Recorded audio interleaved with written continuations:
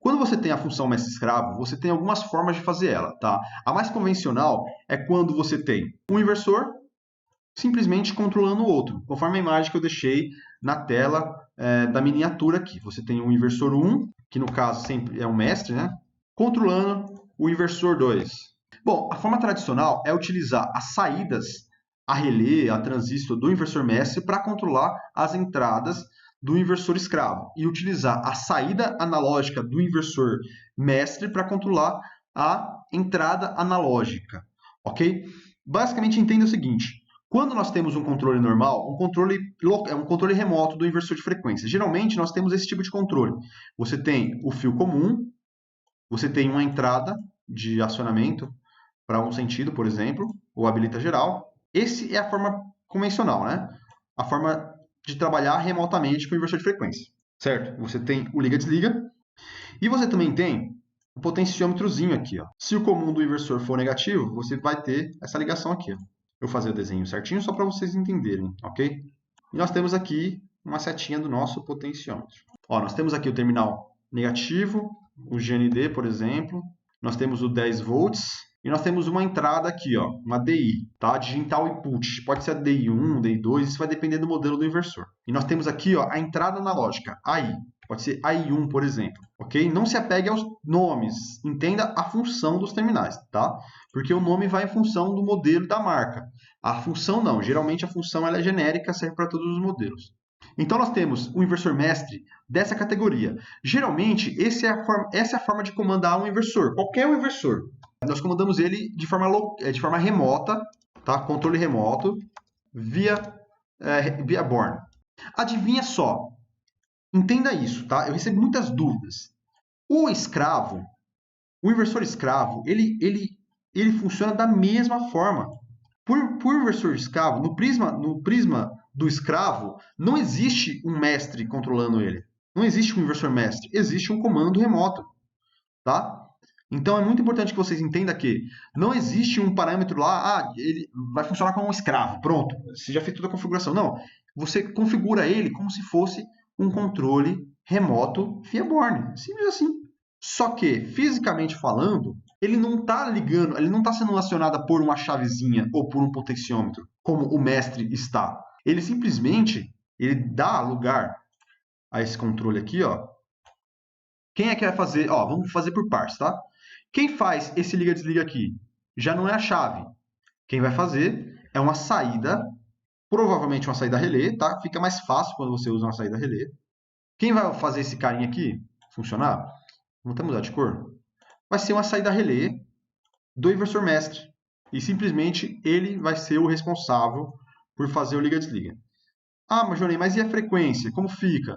Cara, a frequência da mesma forma, não vai ser um potenciômetro, vai ser, sim, vai ser a saída analógica do inversor. Bom, aí o que acontece?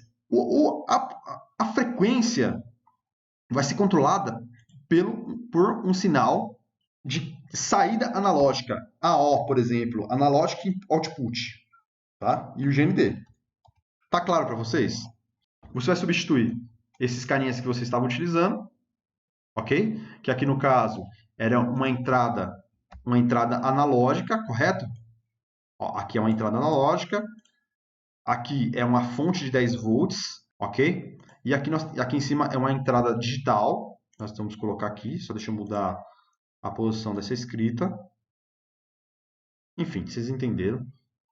E aqui é o GND. Beleza? Legal? Tá ficando claro para vocês? Tá tranquilo? Tá? Espero que seja tranquilo. Se tiver dúvida, só fala aí. Bom, legal. Então, o que acontece? Você vai substituir o potenciômetro desse carinha aqui, do inversor 2, que é o escravo, pela saída analógica do mestre. É basicamente isso. Tá? E aí o GND, Jonei? O GND é o mesmo. Só você pegar aqui, ó. Ok? Note que para o inversor escravo nada mudou. Continua sendo uma função controle remoto via board. Não tem diferença. Tá? Então, o que acontece? Você vai programar um inversor escravo. Ó, a parametrização, tanto do escravo quanto do mestre, é praticamente a mesma. Tá? Olhando por esse ponto de vista, você vai ter exatamente a mesma parametrização.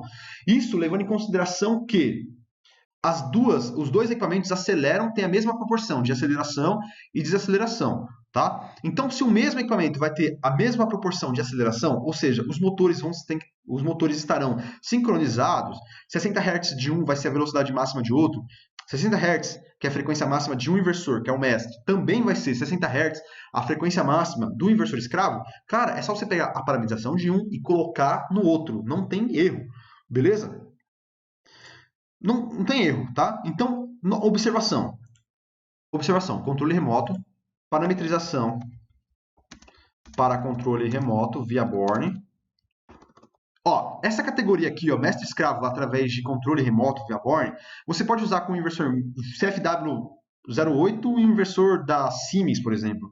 Ou um inversor da WEG, um da Toshiba, um da Schneider e um de outro modelo. Por quê? Porque o controle ele é discreto, ele é simplesmente liga e desliga a frequência, que acaba sendo um sinal universal. Não tem erro. Agora, quando se trata de mestre-escravo via comunicação em rede, geralmente só é possível entre equipamentos de mesmo modelo e fabricante, tá? Porque ele segue o mesmo protocolo de comunicação, os endereçamentos internos são os mesmos, ele já sabe o que fazer, ok? Observação, parametrização via controle via Borne, a saída analógica. Saída analógica do mestre deve ser de mesmo sinal, mesmo tipo de sinal, tensão, corrente, tá? Do escravo. Então, se a saída analógica do mestre for de 0 a 10 volts, a entrada analógica do escravo também tem que ser de 0 a 10 volts. E, bom, basicamente é isso, tá? Dúvidas, tranquilo?